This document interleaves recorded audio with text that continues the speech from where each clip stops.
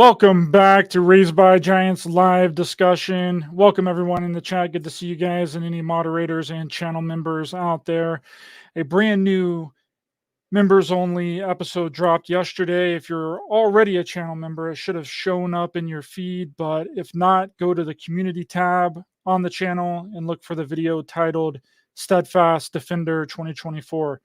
If you're not a Rider Ranger member, sign up today and get those weekly bonus episodes. The link is in the description. So we have some amazing news to share with everyone here today, and here to share it with everyone is the writer and producer of our hit movie JFK X, Jay Weidner. Welcome back to the show. How's it going, my friend?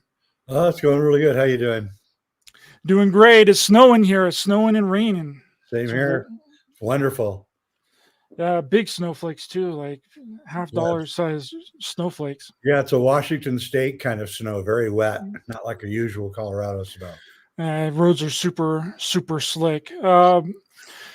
So what's the news, Jay? Give us the tea, because this is what I've been saying in every interview we've done together, on every show that we've done together about our film JFK X.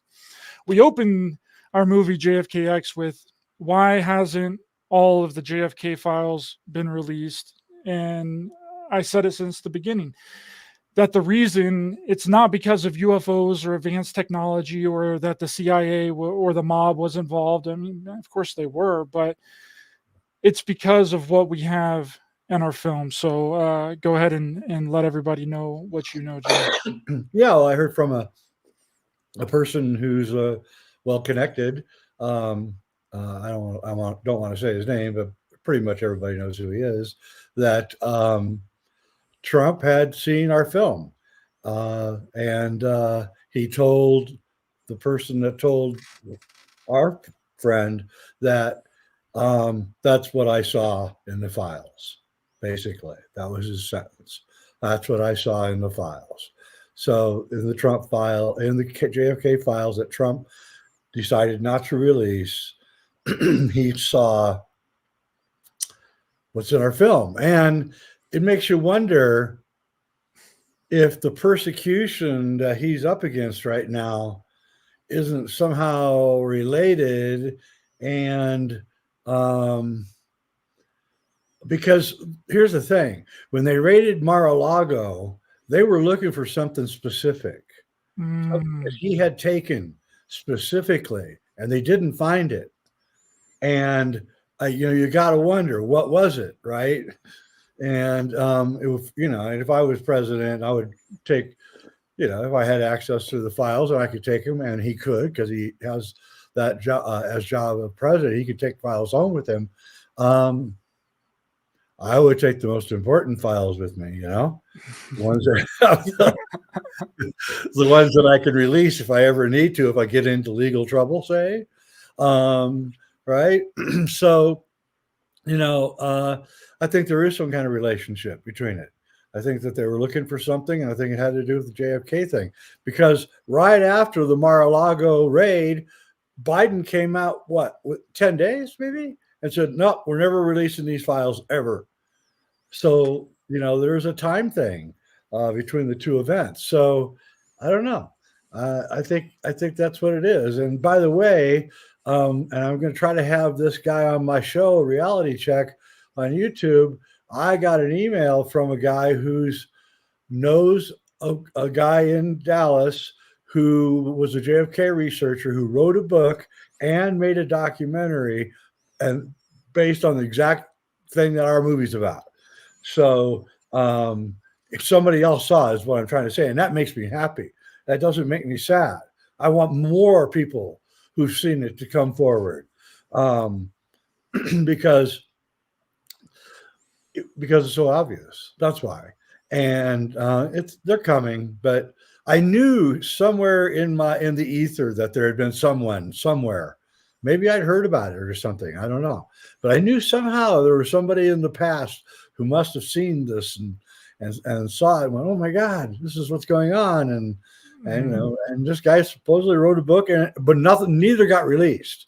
The book nor the documentary ever got released. But this person is trying to dig up both for me so I can see them. and read it. That would be incredible. And then also tracking down what happened to him and figuring out the time frame of when it was made, when it was written, when the documentary was made. Yep. Be really interesting to see It why would it didn't get released, where the person is now. You know, because that might be what we're looking at in our future too. But I don't think so. I think it's the cat's out of the bag. Everything is all right. And it's interesting too, because if this is true and the former president saw our film and confirmed it, I mean, that speaks volumes to what we've created and what we've yeah. done. And it just proves that, you know, that we've been correct. And all the people that don't like it, or all the people that think that it's nonsense and that we're just making stuff up, like, watch the movie, see the evidence that we provide. We provide you evidence. We show you what's going on. And there's things about the documentary that you just cannot deny. Yeah. And, you know, it's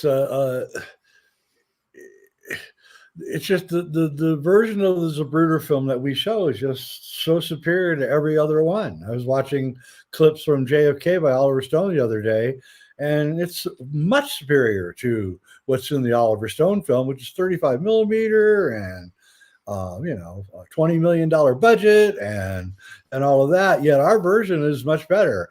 And the thing is those crucial 2 seconds between that, right after Kennedy comes out from behind the freeway sign, he does this funny thing, and the hit, those 2 seconds that he's in that car are the longest 2 seconds in cinema history.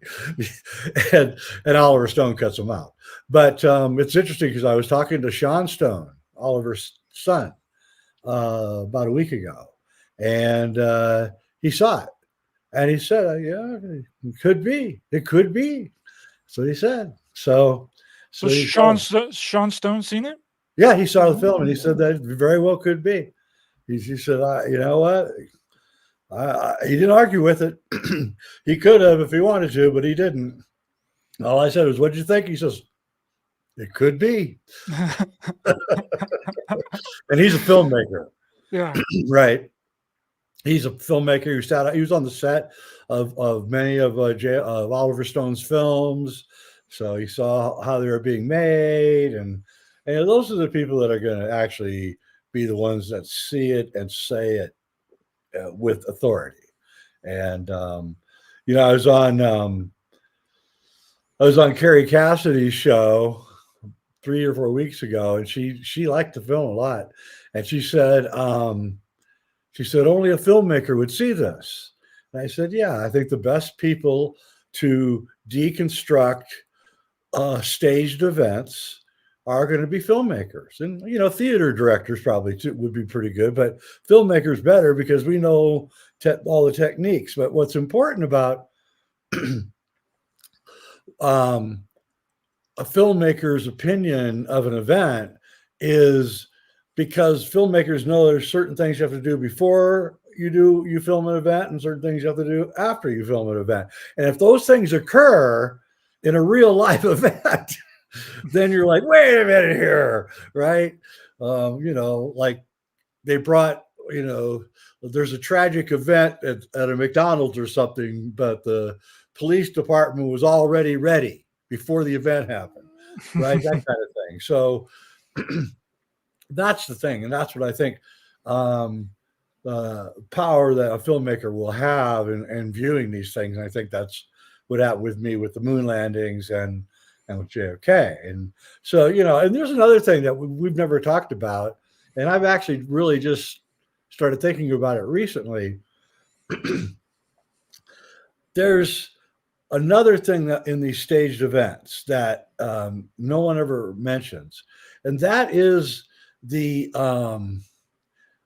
spectacular nature of the event, right? Mm-hmm. It's like things in real life aren't really that spectacular. But in 9/11 and in JFK and the moon landing, it's spectacular. Everything is spectacular. Larger than life. Bigger than life, exactly. And it's just not the way it is. And I always point out, the thing with that no one can deny with the Apollo moon landings. We went there 6 times, and that is this. If you watch, pick a show or a series, let's say Walking Dead. If you watch Walking Dead, the first 5 seasons or whatever, there's clearly an improvement in production values. I mean, it is so obvious. But a decline in storytelling, though. That's a big problem with those long-running shows. But what you do is the crew learns to work together, for after 2 or 3 years of working together, man, they're just like, they're humming along, right? And they know exactly what everybody wants and expects, and everything just gets better and better and better as on a technical level. And that's what happened with the moon landings. Everything got technically better. The sets got better. The lighting got better. The every scene got bigger and bigger and bigger.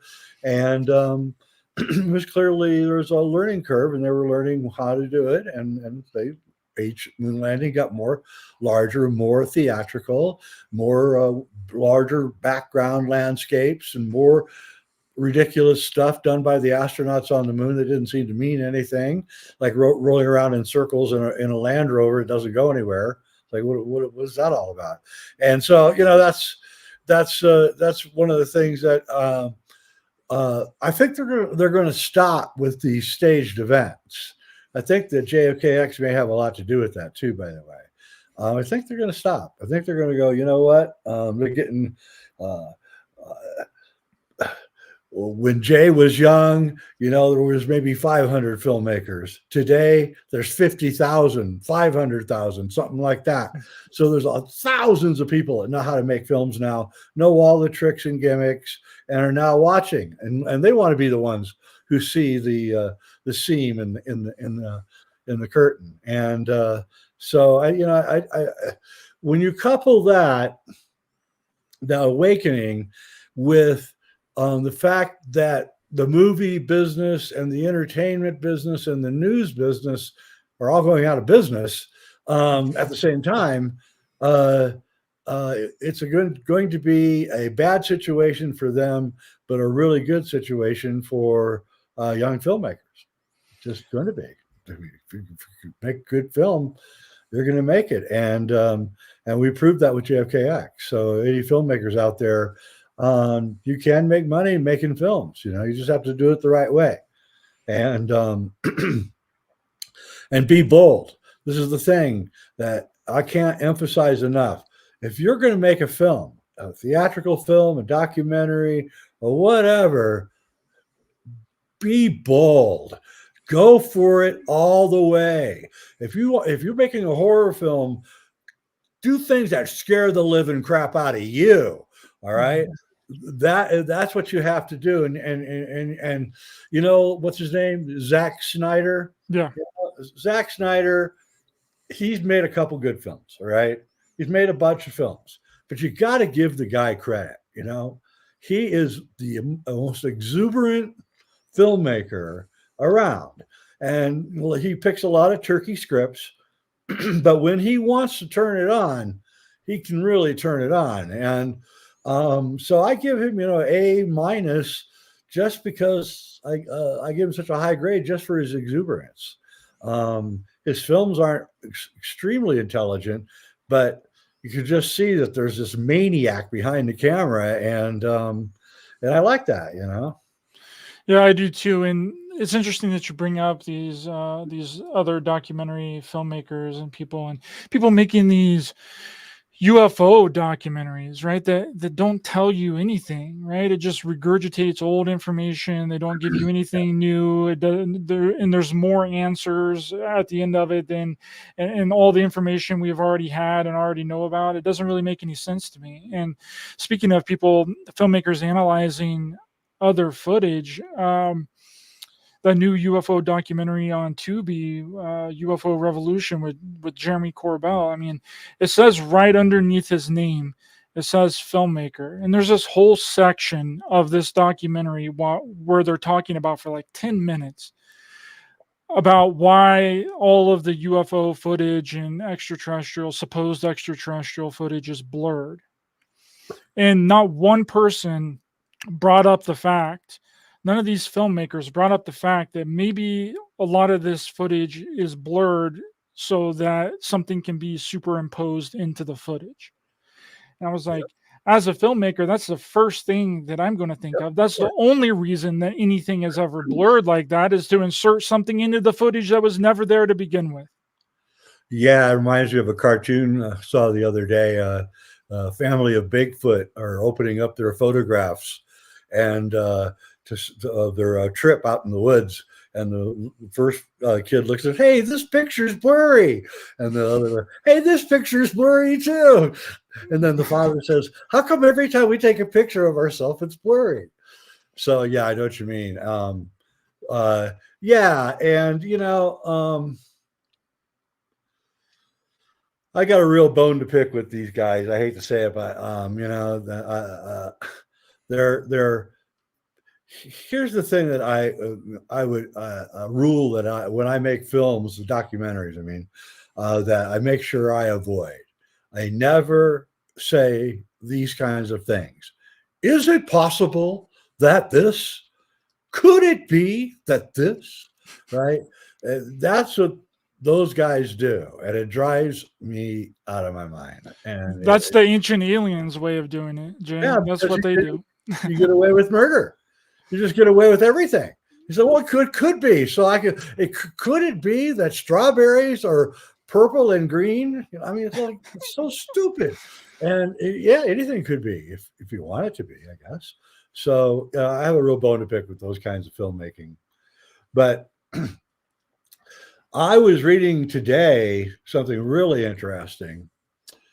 I don't know if you know about the Titanic and the real story behind the Titanic, but that they switched out the Holtz and it's a different ship, or is it a different thing, or is it the bankers that were killed on the Titanic? I know a little bit about it. I'm going to conclude. This is really crazy. I'm going to conclude, and I lost two relatives on the Titanic, George Weidner and his son, who donated all of his books to the Harvard Library. Which is another weird story because the guy was 23 and he had a 50,000 book collection. And he told his mom that when I die, give it to Harvard. What kind of 23-year-old tells their mom that? I mean, you think you're going to die when you're 23. But but anyway, it may very well be that nothing sank that day. We know for sure icebergs can't get that far south. So that's BS. There's never been another ship ever hit an iceberg. Ships go, that's one of the main shipping lines. There's never been an iceberg problem ever there. And the reason I say that is the most curious thing that I read on it, that I've ever read on the Titanic is that 3.5 years after it sank, a sailor was walking near the wharf in Baltimore. This is reported in the Baltimore Sun, 1918. And he met Jack Smith, Captain Jack Smith, the captain of the Titanic. He was walking down the street, and he'd worked with him for 17 years on various ships and things. And he said, hey, Jack, how you doing? And Jack turned around and said his name, said, hi, Purdy, how are you? And he said, I'm fine. And he said, my jaw dropped open, and Jack turned around and walked as fast as he could away from me. So that to me is very curious, that the captain of the Titanic was seen alive and actually engaged in a conversation, a few years after the ordeal. So that made me think that maybe, because J.P. Morgan owned the fleet, right? And if it wasn't maybe an insurance scam of some kind, you know how all the planes in 9/11 only had like 30% of their passengers? None of the planes were full at all, even though it was rush hour going from major city to major city. You know how suspicious that is and all that, right? Well, the Titanic was the same way. It had, I think, enough beds and everything for 5,000 people, but they only had, well, they can't agree. how many people were on the Titanic. They can't agree how many people died. They can't agree on a lot of, there's a lot of weird stories. One of the rescue boats came to pick up bodies, but they said that they only picked up the rich people. They left the poor people. And I'm like, okay, how do you tell? Oh, you get the guy with the top hat, you know? Oh, I mean, come on, they've been on the water now for like 20 hours, and every story just gets more and more ridiculous.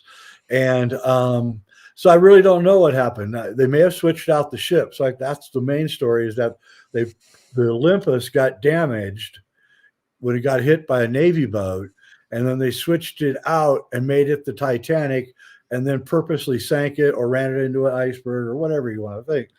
And which is a pretty low life thing to do, to kill, you know, tempting to kill like 1,800 people or whatever, but just for insurance, just because you don't want to pay for the boat. But it was JP Morgan, and he was a total shithead.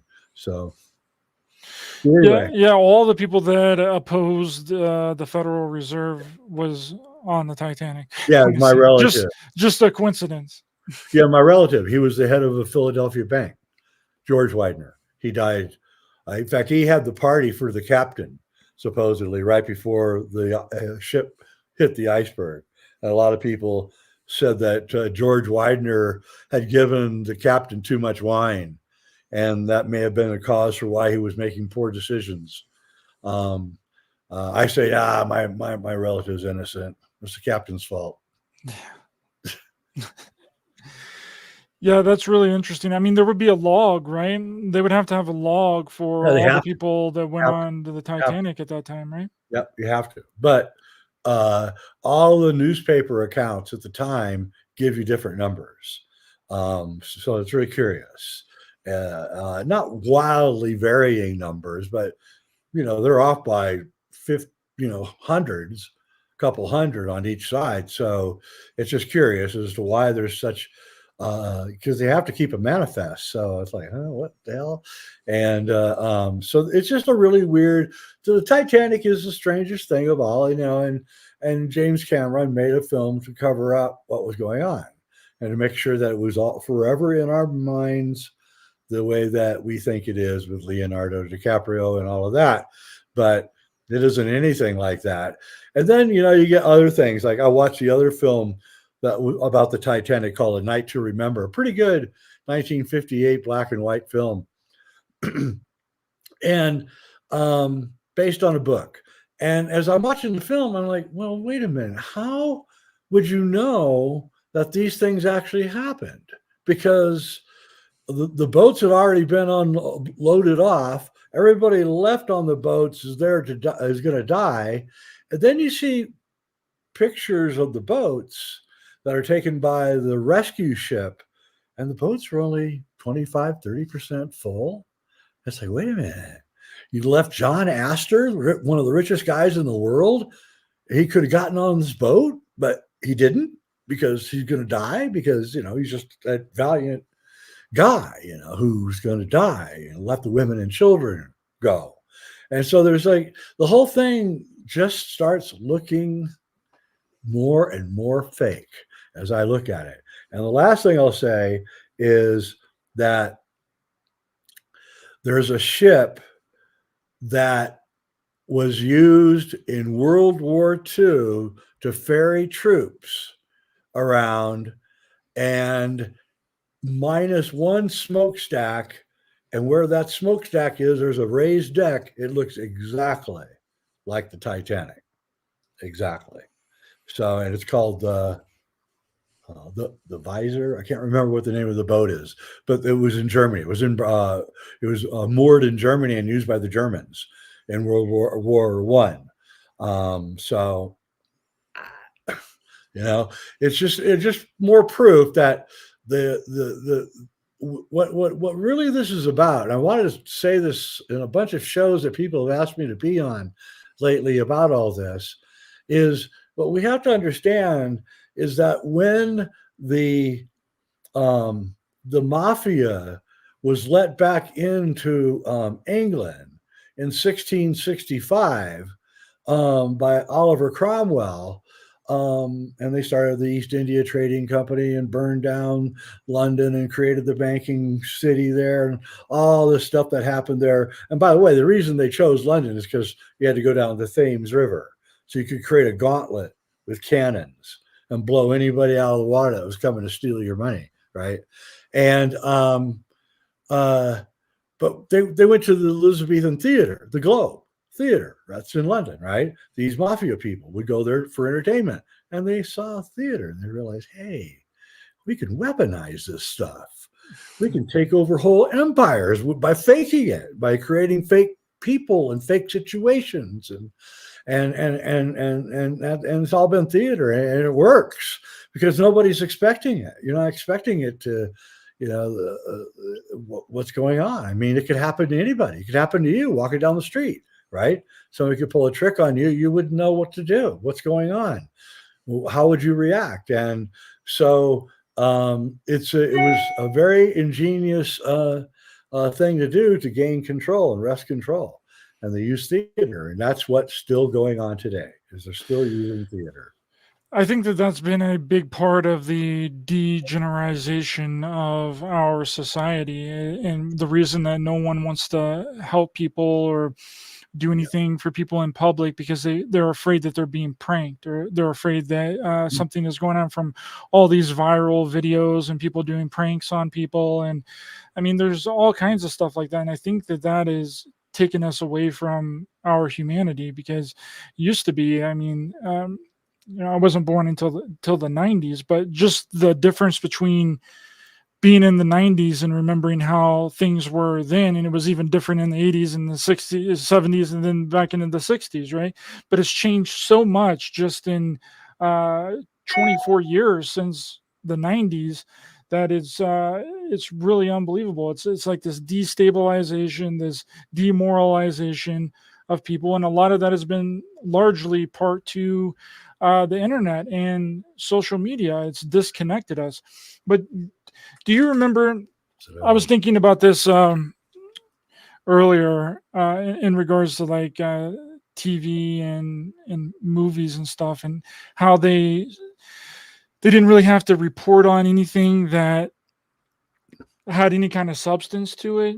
I don't know if you remember this, but back in like the mid 2000s, it may have been on the History Channel, but I think it was also shown on regular mainstream TV, because I remember watching it, where they had this little rover and they were trying to figure out what was inside of the shafts of the Great Pyramid of Giza. Do you remember that? Ganterbrink.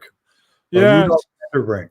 Yeah, and they made this huge series about it, and every episode was building up the suspense. Like, what are they going to find? One episode, the rover got stuck in some dirt in the middle of the shaft and got caught on something or whatever. And then they finally makes it to the end, and it's just a wall.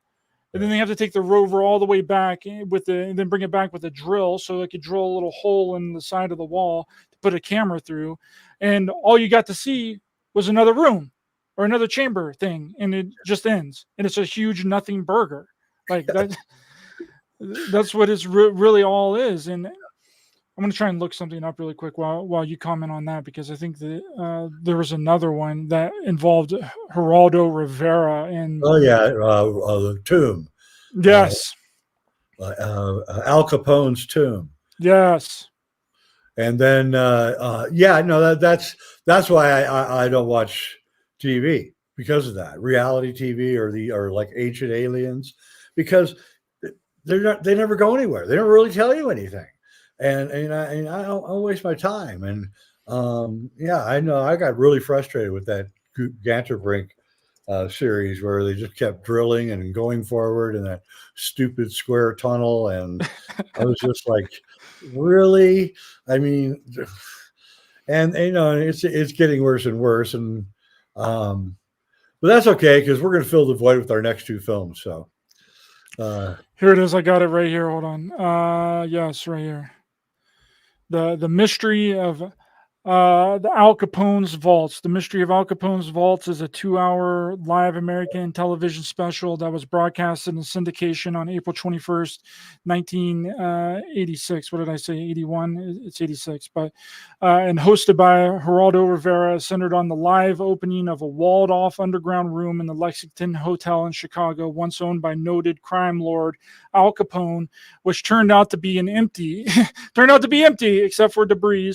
30 million viewers watched. I think, if I'm not mistaken, this is one of the most highly watched events in television history, making it the highest rated syndicated special in history. Rivera had inadvertently launched a no news form of news, where instead of reporting on news, entire programs were about possible and hypothetical news. Included in this were news channels counting down and hyping up the news event like a presidential briefing. Wow, if that does not tell you everything you need to know right there in that little short article, then I don't know what will. They're all going to go away now. There's no money left for any of that BS. So it's all going to go away. The funding is going to dry up. It's going to be all low budget stuff from now on. There'll be very few big spectacular movies coming out anymore. The belt tightening is coming. I'm going to say at least one, maybe two major studios are going to go not bankrupt, but they'll get bought. Disney's probably going to get bought by Apple. Apple had made an offer, I heard, like 3 months ago. Then Disney's stock dropped by 30% or something, and then Apple's like, yeah, you know what, we'll just wait for your stock to drop a little bit more before we give you another offer. And so it's going to be a really good thing. Yeah, a really good thing, because what it means is that the alternative media, us guys, are going to be where everybody goes to. And I'll tell you another thing. When I was out in Vegas at the Disclosure Fest, I was talking to, I don't want to say who it was, big guys in our alternative community, and big, people who command respect, have written books, and get a lot of people at their lectures and things. And they said, hey, I watch your show, Jay. And I go, oh, well, thank you. They go, I go, yeah, well, I watch your show too. And we start talking about our various YouTube shows, and we start talking about the fact that I began relating to them that there's this problem that I know from my contacts in Hollywood, that the only thing that Hollywood is looking for right now is woo. That's all they're looking for. They don't want comedy. They'll take horror. They're looking for horror too. So horror and science fiction. They don't want any more superheroes. They don't want any more comedy, because comedies aren't making any money. What they want is woo. They want stuff that's just on the edge, strange, and which is what we do. And I thought to myself, wait a minute. They have done their research. They know what people want to watch. So therefore, why aren't the woo channels like me and you and everybody that I'm talking to at this conference not like wiping it out? Why aren't we getting like if Hollywood is willing to spend millions and millions of dollars on the woo, and we're woo and we're only getting a few thousand views, how can that be? And then the second thing I just want to say is that at that conference, which had about 2,200 people at it, I must have had at least 1,500 people tell me that they watched my show. And I started thinking to myself, wait a minute here. And then Adding up. It's not adding up. And I think that they know that we won't complain. And they see us as a giant trove of money. And that because we're independent and small, we can't afford lawyers. Even if we could, what would we find out? They can have to be honest about the cooking shows, have to be honest about the sports shows, they have to be honest about all those other shows. But with the woo, they can take serious advantage of us because we're independent, because we don't have a lot of money, and everybody's coming to watch our stuff. So I'm going to say this to all the woo creators. I think you're getting a lot more people than you think. And and I also take that into consideration for say Rex Bear. So I've watched him. I know Rex pretty well. I've known him for about 5 years now, and I've watched his numbers dropping, and precipitously actually. And I'm thinking to myself, well, how can Rex Bear go from 200,000 people watching one of his videos to 8,000, right? The videos aren't getting any worse. In fact, they're getting better. So that tells me, and I've told him this, by the way, that he is getting that many viewers. They're just taking it all. They're not telling you. Yeah. It's really strange because some of my videos, Jay, are getting the same amount of views that I was getting when I first started my channel, when I had like 1,000 people subscribe to me. Yep. It's weird, and I really don't understand it. And I try and not let it get me down, because I know that I'm producing really good content, and I know that a lot of people are watching. It's just discouraging when something doesn't let you grow in your natural path. Like maybe that's the point. Yeah. I think it is. I think it's a demoralization campaign. I think that remember, they're all run by normies. YouTube, Google, these are all normies. These are if you're working in a corporation, you're a normie, believe me, because I wasn't a normie, and I worked at a corporation. It was like the most excruciating experience of my life. And everybody hates you and is after you because you're not a normie. And you say things in the meetings that no one else would say, and you're usually right. And you can completely take idea and turn it into another direction. And the guy who thought the idea isn't happy about it, but it's a better. But what you do is you made it better. So highly creative people don't last long in the corporate structure. So the people there are just normies. And so they see woo and it freaks them out. It scares them. It really, really does. In a way that if you're not woo, if you are woo, you don't understand, because it's saying that your view of the world is completely wrong.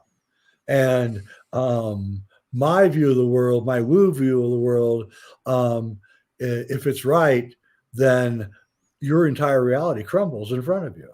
And so then the blinders go on, just like we're experiencing with the conspiracy world right now with JFK X. I'll tell you another thing. When we moved to Vimeo and went international, my email switched from, if I see you in the street, I'm going to beat the hell out of you, to wow, that was the most amazing movie. And so I say, well, where are you from? And again, proving my point again that I made a year ago.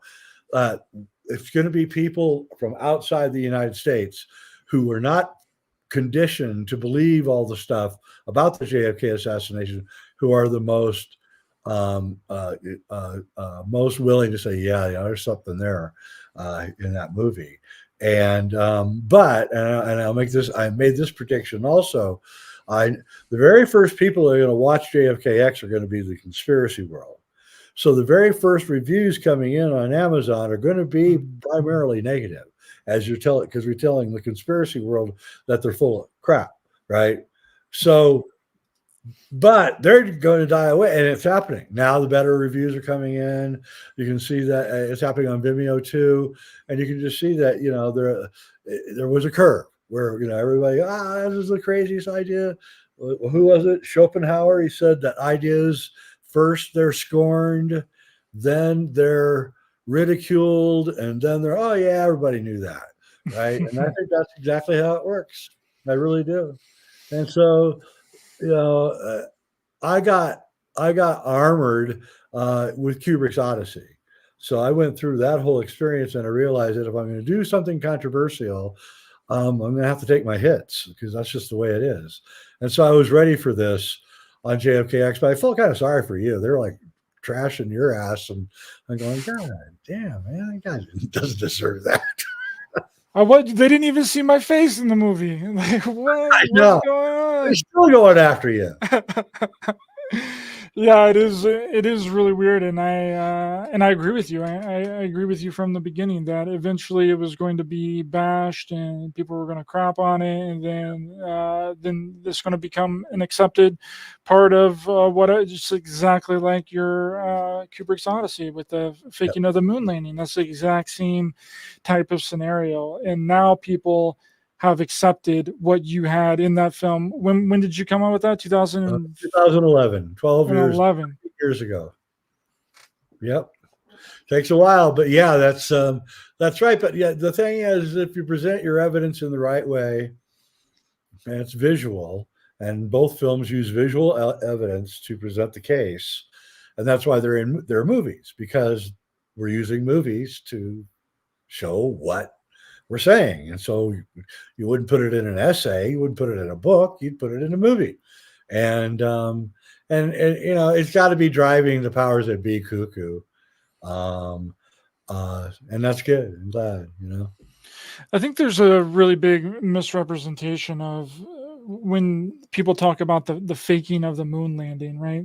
Like they're like, oh, all these people think that we didn't go to the moon and all that. And I'm like, take a step back. That's not what a lot of people are saying. They're saying that the footage is faked. Right. There's a difference between the footage being faked and us never going to the moon, right? There's a difference there. And it's normally the latter that people believe and are talking about, but that gets misrepresented and misquoted for people thinking that we never went to the moon at all.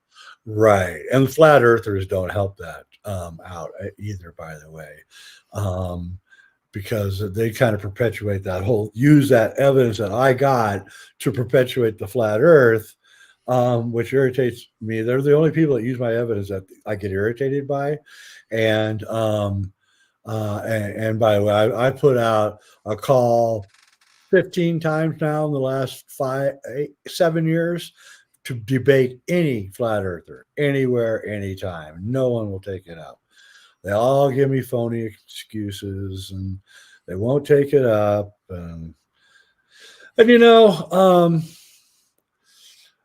Yeah, wasn't David Weiss was supposed to debate you, right? And then he dropped out like last minute or something when you guys were getting ready to go on. Yep, we're all getting ready to. I was getting all practiced up and practicing my kicks and my elbow hits, and I was getting all ready for my MMA. Yeah, let's go. And then can't do it. What? You know, and I said, okay. And you know, the thing is that okay, you give me 90 seconds, and I'll show you why the Earth isn't flat. All right. You're standing in Sacramento and you're looking east. It's half hour before sunrise. Okay. The sun's going to rise in the east. There's no doubt. Or if you're a flat earther, it's going to be advancing towards you from the east. So we both agree that it's coming from the east. We disagree on what it's doing. Round earthers say it's rising, or not rising if the earth is lowering, of course. And the flat earthers say that the sun is moving towards us. Either way. So you're looking east, and east of you, at about 120 miles, are 14,000 foot Sierra Nevada mountains. Okay. So if you're on a round earth, those mountains are over the edge. So when the sun rises or comes at you, whatever you want to say, it rises on the horizon. But if it was a flat earth, then those mountains would be in the way of the sunrise. And so you would see the sun rise above the horizon, eclipsed by the mountains, whether it was coming at you or rising, it doesn't matter. And you would actually, if you looked really close, you would see the ridges of the mountain etched into the sun as it was rising. And you don't see that. So, you know, there's about 15 different ways that you can test these things out. You don't even need any tools or anything. So the same thing you can do in eastern Colorado. Go to eastern Colorado at sunset. The same thing. Does the sun set? Is it eclipsed by the mountains on the Kansas border of Colorado? No. 14,000 foot mountains, and they don't see any evidence of it. So You know, flat Earth is actually really easy to disprove. That's all I'm saying. And I don't mind the flat Earth people, I don't either. but whenever they start attacking you and making the entire conversation about flat Earth, when the conversation isn't anything to do with flat Earth, it's ridiculous, you know. And like people will be like, "Oh, you said Earth one time. You're a globetard." Like, what does that even mean, bro? And the show isn't even about flat Earth, dude. And you're in here with your flat Earth stuff. The other thing is that anyone who's actually studied alchemy knows that one of the main rules of alchemy is that everything is spherical. Everything is spherical. Everything. So yeah, Silent Voice says, "What about a bigger planet, more landmass?" there could be missing land. There could be by the way, there could be a hollow Earth. Sorry, but there could be. There's enough evidence, and since the whole world is built around hyperdimensional, toruses. That's what the atom is. That's what it could be that every planet. Because if you Google image like South Pole Venus, North Pole Mars, whatever, you're always finding something weird there, something strange, and just looks odd, and so I don't know. It would make sense. A lot of sense. There's this great book. I think it's free as a PDF that called Hollow Planets by a South African guy, but it's free. And he did a thorough deep dive into all the hollow Earth and he sort of concluded that all the planets are hollow, and it would make a lot of sense. So you know about the expanding Earth, right? Yeah, the ever expanding Earth. Yeah. Okay, so the Earth, it was originally in this theory, the Earth was once 1/3 its original size, and it was covered with water, completely covered with water. And then through a series of reasons, the Earth begins popping out every once in a while, getting bigger. And that water flows down into the cracks, and those cracks become the oceans. And then the Earth gets bigger, and the water gets more water and bigger until we have what we have today. And so just imagine what's going on in the inside of the expanding Earth. So you've got your heavy molten core, or probably more likely plasma, right at the center. And since it's at the center, it's got zero gravity. And as the Earth mantle expands and expands, it leaves a cavity between that center core and the inside surface, right? And that would be a natural explanation for how this mechanism of how a hollow planet would be created. And that's Agnew, whatever his name is, who does the hollow planet. He told me that theory. So that's not my theory. Can't remember his name now, but really interesting guy. He wants to take a Russian icebreaker and go to the North Pole.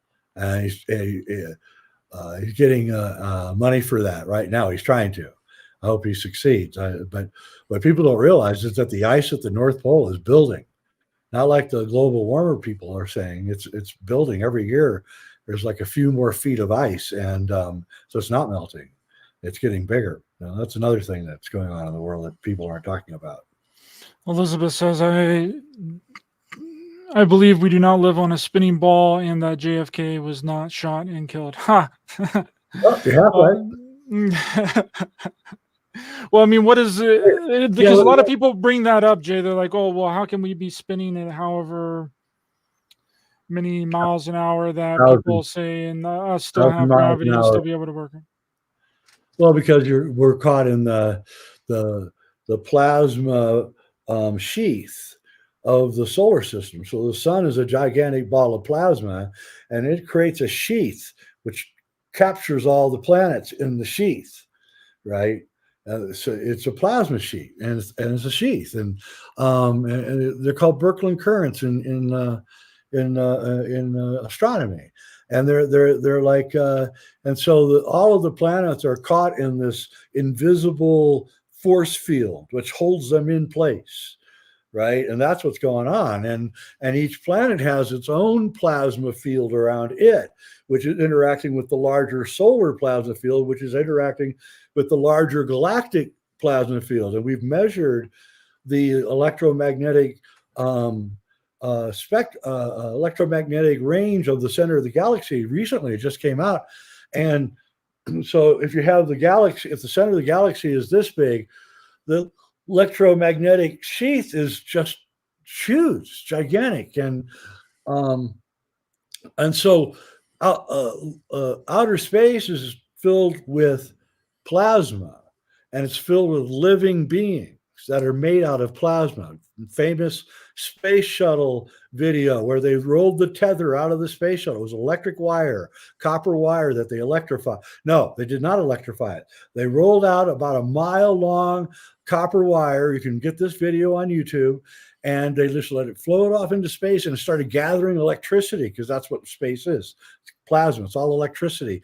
And all of these round orbs flew in and started examining the wire and flying around and everything. And they were alive, and they had intellect, and they were sentient, and they were looking at the wire.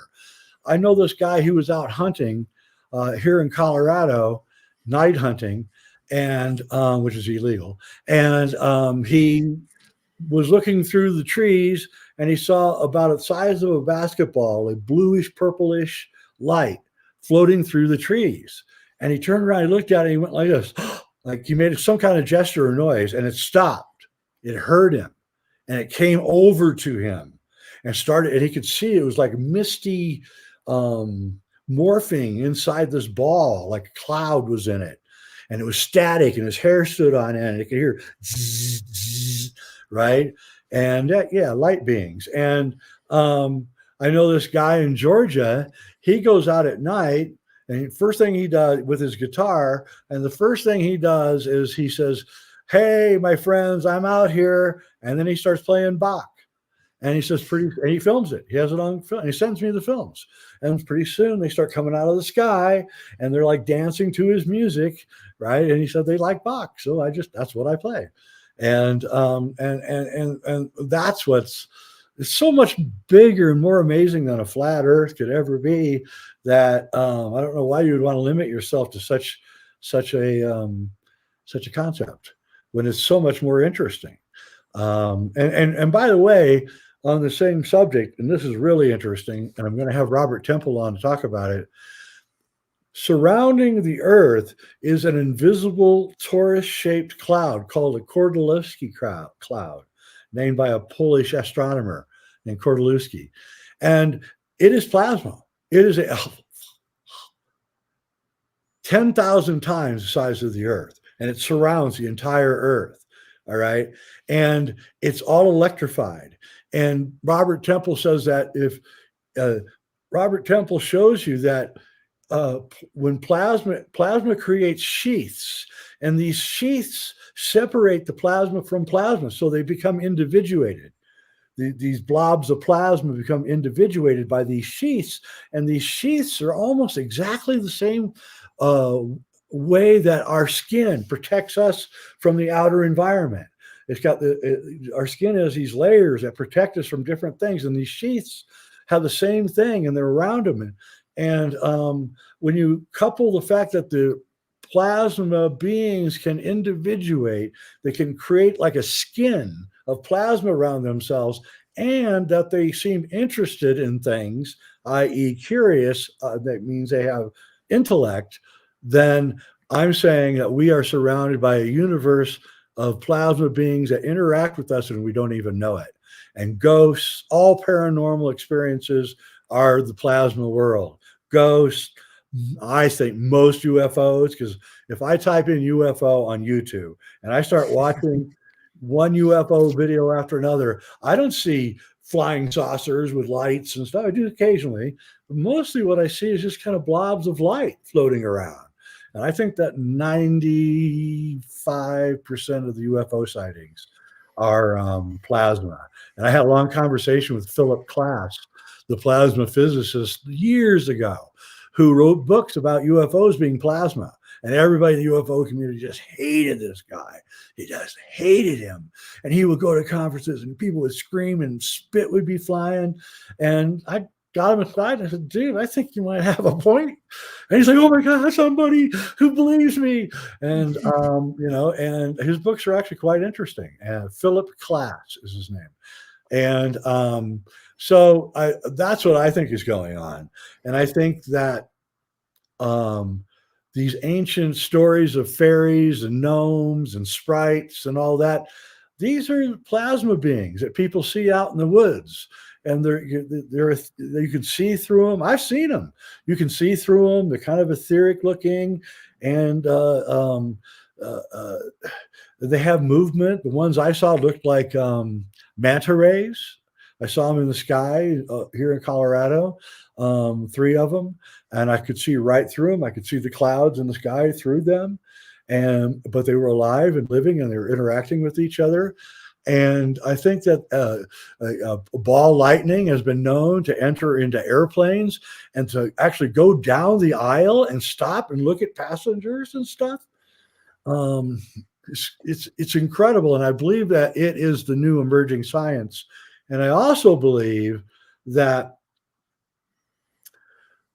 the reason that this science is only coming out now is because we're emerging out of the Kali Yuga, and our solar system's getting more energy from the center of the galaxy.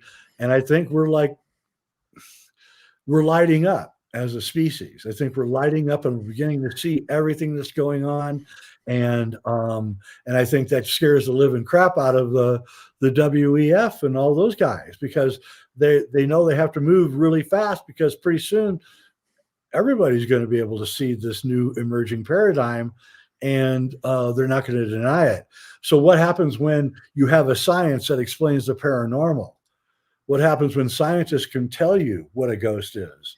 Well, that means that no one's going to be making any more money off of the paranormal and ghosts and extraterrestrials and aliens anymore. That's why they never want to solve the case. That's why they never want to tell you what's going on. That's why they don't want to tell you the truth, Jay. That's right. It's because it ruins the entire thing and no one can make money off of it anymore. That's right. And I said that at the Disclosure Fest. I said, I had a sold out room, right? My whole room was sold out. There was no seats. And I said, this is the one thing that they never want to hear at a UFO conference. Mm-hmm. And then I did my lecture, because that's the one thing they don't want to hear. They put, screaming and yelling and everything. But, when you start looking at the Rendlesham incident in England, that looks more like a plasma being of some kind that was interacting with those guys. They touched it and they burned their hands because it's plasma. And that seems more like a military experiment to me. That was at a military base. If something's happening at a military base, something strange, it could more than likely the military. It could be secret space program. But there's a lot of incidences where this, and by the way, this is where the word mystical and mist comes from, because the plasma looks like a mist. It's like I described, it's got this amorphous, cloudy thing going on, and when you see it, it's just very mystical, and that's, I think, where the word comes from. There was this explorer. He was in Antarctica with 8 or 9 guys. I think they were trying to get to the North or South Pole, and they saw this cloud coming at them over the ice, and they said they could hear it as it came. It was like zzz, and they could see little bolts of electricity and stuff in the cloud, and the cloud surrounded them, and they all passed out, or they woke up an hour later. Nobody remembers anything, right? And they said, well, what was that? And he said, I don't know, man. It hit me, and I just passed out. I fell down to the ground. And he says, me too, and me too, me too. They all said it. And then another guy goes, that can't be possible, because look. And they looked, and there was footprints all around them. They've been walking around for the whole hour in the spot. All 4, 5 or 6 guys were all walking around. And so they had almost this weird experience when it hit them, where they thought that they had passed out and they don't remember what was going on. And it sounds just like lot of these abduction experiences where, the couple will be, in their car and they'll see this cloud coming at them and the cloud hits them. And then they think they have this kind of weird and strange experience. So what you're saying, Jay, is that it was swamp gas. It has been swamp gas this entire time. Exactly. It is swamp gas. And that was Class that came up with that. It was Philip Class that came up with it must be swamp gas, right? But it is swamp gas. They're called there's certain kinds of these light beings that are seen around swamps. They're called I can't remember. There's a word for them, but there's a name for them. People have for these things that they see, and they're always around swamps. Yeah, I wasn't for sure if it was that gentleman or if it was J. Allen Hynek that came up with the swamp. No, J. Allen Hynek mimicked Philip Class. He knew him, and I think Hynek, and I think actually Jacques Vallée, think a lot of them are plasma. Actually, I think so. And there's this guy on the internet, Bruce Sees All. I don't know if you've seen this guy, but he's got a high-powered telescope and he points it at the moon and does a lot of photography of the moon. So he's not using other people's imagery. He's using just what he generates. And he sees these like amoebas, like almost flying over the surface of the moon. They look like jellyfish or amoebas. And he's got a lot of video of these things. And I want to write him and say, oh, no, those are the plasma beings, and they're everywhere. They may not be on the moon. I mean, he may be just somewhere between him and the telescope and the moon. And he's just seeing, we don't know. So, like I say, we're going to start seeing these more and more. You're going to start seeing more and more of people saying that they saw these weird things in the sky. And Andrew Collins does a lot of great work into that as well. He's going to be at Contact again this year. I talked to him for a couple of hours at Contact last year while we were out playing cornhole, and we had a fantastic conversation. I feel like he's one of the more level-headed people within the community. But it's interesting that you brought up disc and flat disc a little bit earlier before, because they never were disc. They never were flying saucers. That's a giant misnomer. Kenneth Arnold, that was a misquote from Kenneth Arnold in 1947. Right. They never were disc. They never were flying saucers. So he came to the conclusion they were plasma. Yep. Before he died, right before he died, he came out and said it. I think I saw plasma. And where did he see it? A volcano, right? Mont Rainier, which is a volcano. What causes when a volcano goes off? What comes off that volcano? Plasma. What is seen all the time around volcanoes that are going off? UFOs. The plasma beings are really into getting that energy that's coming off the volcano. Same with the those beings that go to the sun. Soho shows these round beings going and like they're creating a filament down to the sun. Those are just the giant plasma beings that are everywhere. I would say they outnumber us quadrillion to 1. Yeah, and Kenneth Arnold, I think it was in it was toward the more end of his life. He was like, yeah, these things that I saw, because Kenneth Arnold had several sightings after that sighting in 1947. He had up to 8, and some people say 11 different sightings after that initial sighting in Mount Rainier, Washington. And he started seeing that they were like translucent, that they were alive, that they were like biological beings. And he even said jellyfish, which was really interesting, because when I was doing this research, that Tubi documentary came out, UFO Revolution with Jeremy Corbell, and they're talking about the jellyfish UFO. And here I'm reading this book that Arnold said that the craft that he saw was like a jellyfish. I'm like, what a coincidence there, huh?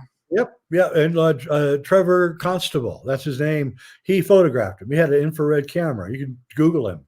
And James Trevor Constable, and he's long gone, but he was a radar operator, and he would be on the boat, and the radar would go off, and they would think they're being under attack by the enemy in World War II, and he'd run out to see the airplanes coming, and they would see nothing. And this happened a lot. And you realize there's something out there I can't see. So he got an infrared camera, and sure enough, he caught him. and you can get them. They're everywhere, and they're easy to catch, actually. And like I said, we're going to be seeing them everywhere soon. But then you think, well, could that be like a light anomaly? You know how like people, they go out and they take a picture through a windshield or the window of a car, and then they're like, "There's two suns on this. You see it there? I got two suns. It's Nibiru. It's behind the sun. It's a double sun." All that when it's just a reflection of the sun through taking the photo through a window or a windshield or something. Yeah, the thing is that James Trevor Constable's pictures, if you look at the object, they have that amorphous thing going on inside them. You can see there's this, they have something inside them and it's identifiable. And that's what I saw in the 2 times that I've had my interactions with plasma beings. I saw that same thing. They have and it's moving. It's not static. It's moving. And so that's a dead giveaway that you're dealing with something way different than we think. And by the way, if you go into ancient literature, Vedic literature, or even European literature, a lot of people talk about this stuff. This is a lot. They usually call it fire. If they saw the fire, they didn't burn. So they're looking for words and things to describe it because they don't have plasma.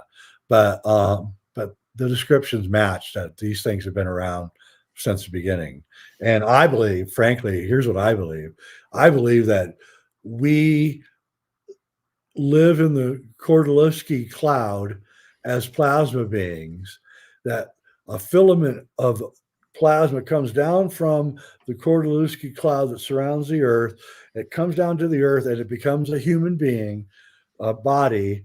And for a short while, that plasma being lives as a human being and then passes back into the Kordylewski cloud with the memories going into the cloud. That's the Akashic record and all of that. It's a science. It's not BS spiritual stuff. I don't believe in that stuff. I believe in actually explaining what's really going on here. And so there is no death. You just go back into the Kordylewski cloud. I hear it's a really fascinating and amazing place. And it has layers like an onion. Each layer is different than the others, different architecture, different philosophy, different culture, different things to learn. And these beings, and so if we go back into UFO lore, we see that the aliens, after World War II, after the atomic bomb went off, the aliens are very concerned about a life on Earth and the ecology and everything. And they will abduct people and say, you guys are killing the Earth. You're killing the Earth, right? And so you have to ask yourself, why would aliens care? They don't live here. But plasma beings do live here. And plasma beings do have an interaction with the Earth if they're in the Kordylewski cloud. So they would be concerned about that. And so they would come here and try to get us to change our behavior so that they can continue to do what they do, which is come down here, have a good time, learn how to, have sex and fight and drink and rock and roll, baby. Yeah, it's all the terrible things that we do, and then go back with all the memories, and we learn. And it's a spiritual system. Dark matter doesn't exist. It's plasma around every planet and star that the scientists are finding, but they just can't accept the plasma universe because they rejected the ether universe at the beginning of the 20th century, and they can't ever accept it back, even though the experiments that they performed didn't work. And I'll leave you with one last thing about the plasma universe, which is a fascinating story. There was a guy in England in like 1880, and what he did was he got a bunch of dirt and he put it in an oven and he baked it really hot, made sure that everything in that dirt was dead, right? Then he took it and he put it in a vacuum. And then he put a little electrode down through the top of this vacuum chamber, sucked all the air out, and he zapped the dead dirt with electricity for 10 seconds. And he pulled it back up. Within 2 days, there was all these organisms crawling all over the dirt. All right. Yep, that's a true story, and somebody out there is going to remember his name and help us. But that's a true story, and that just got washed under the as fast as it came out. It got destroyed, and that guy got destroyed. So they don't want you to know that life actually comes from plasma. Wow, that's really incredible. And when you're talking about burning bushes being misrepresented as something else, you also got like Moses and the burning bush Yep. as well. Like a lot of fire and a lot of Yep. things like that throughout the Bible. There is, in fact, there's a whole book about all the fire that's in the Bible that doesn't burn anything. You know, because the bush that Moses saw didn't burn. He says it's not burning. I mean, it's burning, but it's not. In alchemy, it's called the fire that doesn't burn. And it said if you must find to succeed in your alchemical experiment, you must find the fire that doesn't burn.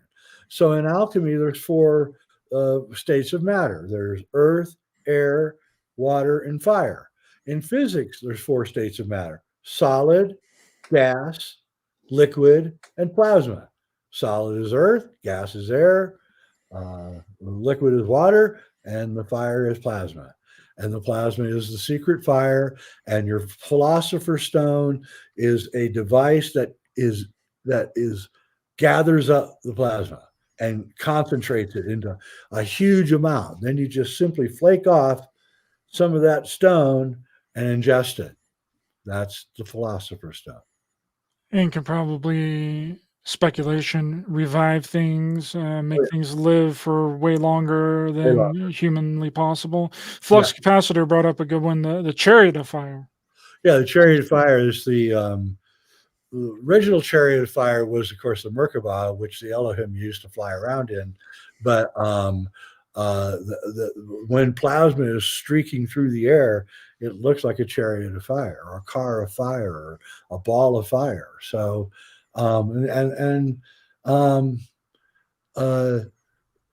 when plasma physicist James Perlot, I think is his name, out of Los Alamos, he all day working with plasma physics on experiments and everything. And then one day his wife said, "Oh, let's go out to the town.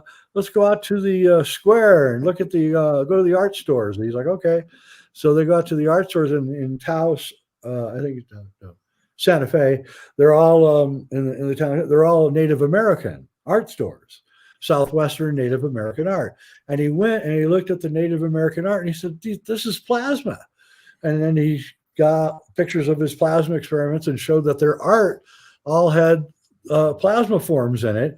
And then we now know by looking at the pictograms from Native Americans that they have plasma pictograms everywhere now, all over the American Southwest. And we can only conclude that they witnessed a plasma event in the sky and that they drew it on, made it part of their art. Yeah, the universe is like our brain, electromagnetic plasma universe. No black holes or scary black. We just cannot see plasma with our narrow band of sight. That's right. And if you look at the neurostructure of the brain and you look at Birkeland currents, which are in outer space, they match perfectly. Your brain is a Birkeland current. I think actually the universe might be a giant brain. I mean, I'm serious. It might be a gigantic synapse. Series of synapses, I mean, going off. And that's what it is. And to me, it's like the best news that anyone could ever have.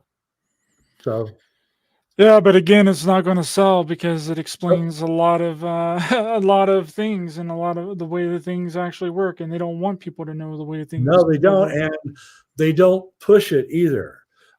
Temple's not getting any push from his publisher. He's not getting any interviews about it, even though he scientifically nails it in his new book, New Science of Heaven.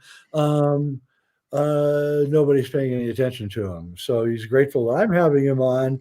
But and I notice the same thing with Joe Farrell's new book is about plasma. I notice he's not getting any traction either. So this is definitely something they don't want us to know about. And what can I say? I don't care. At this Well, I mean, point, it could be the root cause of time travel. I mean, there's so much yeah, stuff that you could do with if you figured out plasma. I saw a video the other day of someone that made like a small plasma field out of copper and like magnets, and it was like this big, and it glue, and it was like blue and purple, and it was like changing colors. I was like, holy crap! oh yeah, they can, and we now know. I mean, the Earth has plasma all around it. We can set up receiving stations right outside your home and get free electricity. Um, uh, uh, you can you could take a tower, I mean, 20 feet high, and put a rod on it that spins, and put a 100-volt capacitor on one end of the rod and a 30-volt capacitor on the other end of the rod, charge them up, and then spin the rod, and the capacitors will start pushing each other around like magnets, right?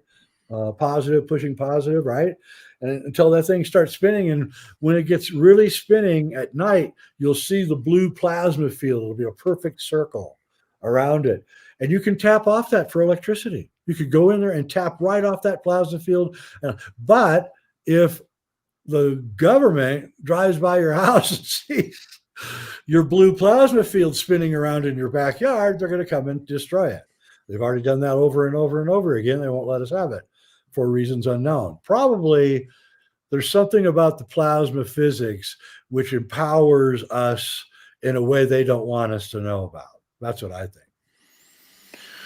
Wasn't it someone the Sonora? No, that was they were using mercury. The Sonora Aero Club in the mid Yeah, no, 1800s. They were using spinning mercury to yeah, let which created a plasma field.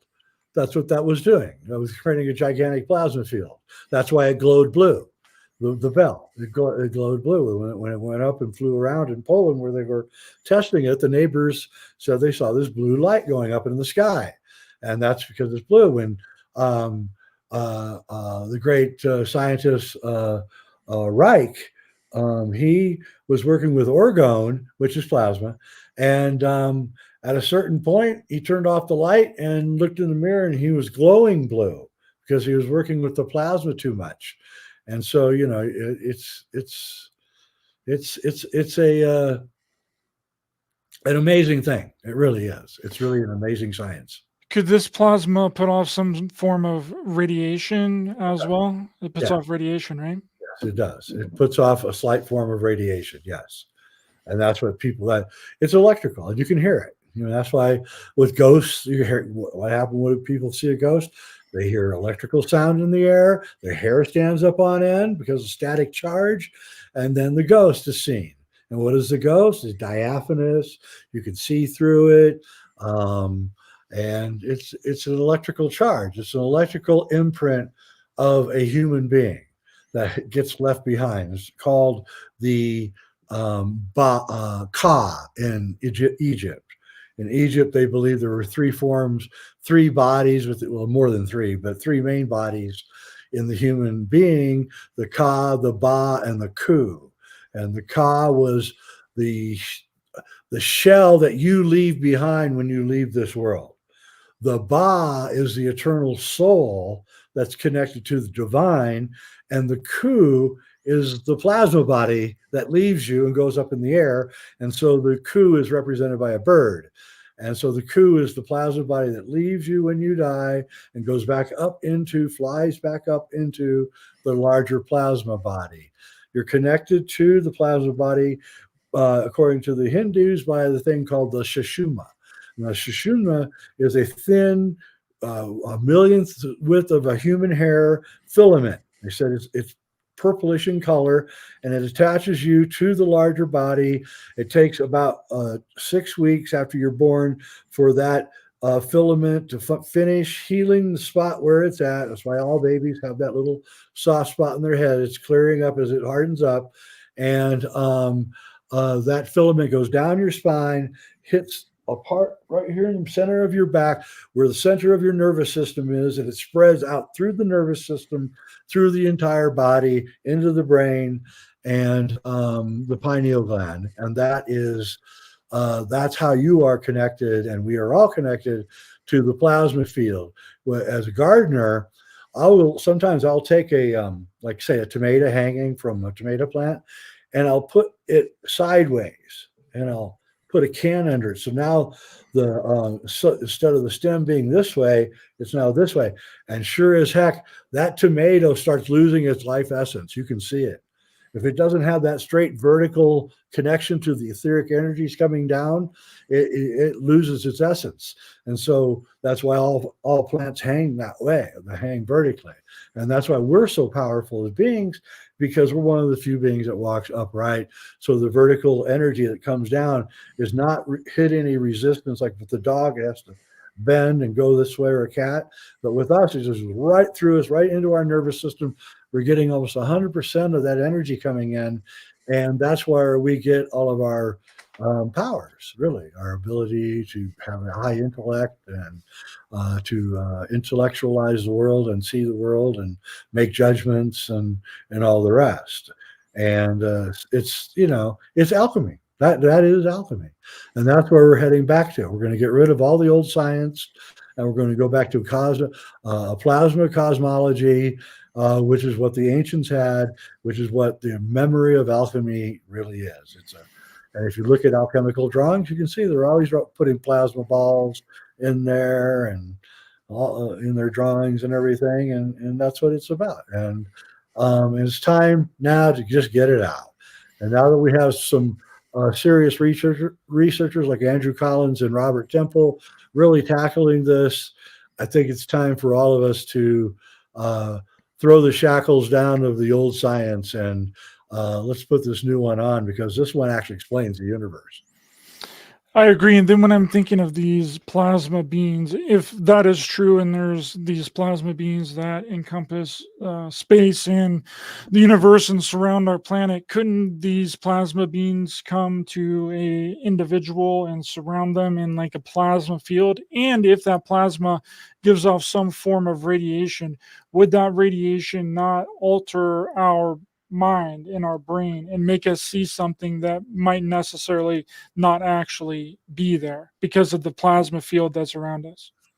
It could be. I mean, we know that Tesla in his autobiography said that he could see the plasma all the way up until he was about 25. And it was so bad that he couldn't read because the light would be between him and the book that he was trying to read. And he learned how to control it when he got to be about 25. But he said it would always return whenever he got excited or angry.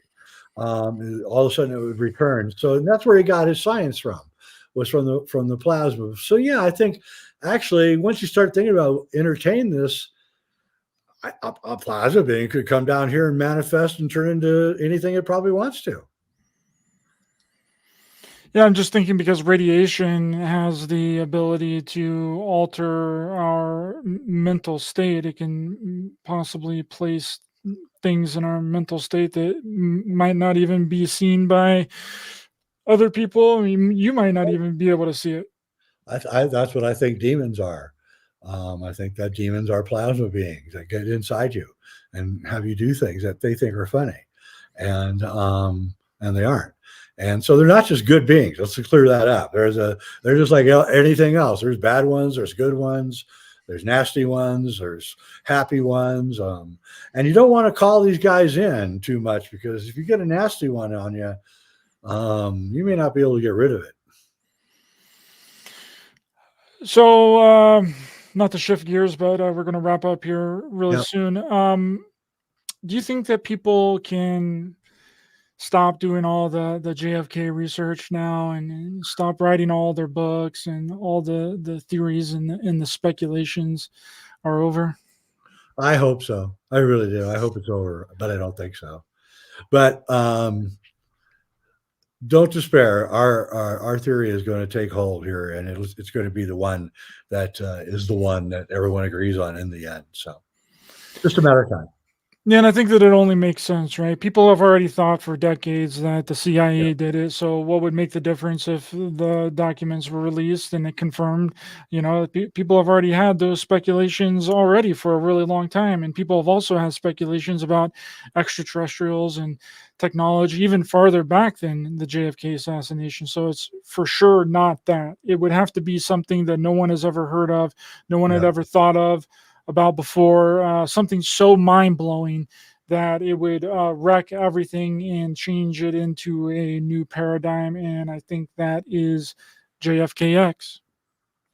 Yeah, well, I'll leave you. I have mind-blowing information about the Kennedy assassination that I've never told the world, and I'm going to keep it to myself because it's just a little bit over the top. But believe me, there's a lot more going on than we think. Well, thanks so much, Jay, for coming on. Yep. Really appreciate your time this evening. Can you let everyone know where to find you online?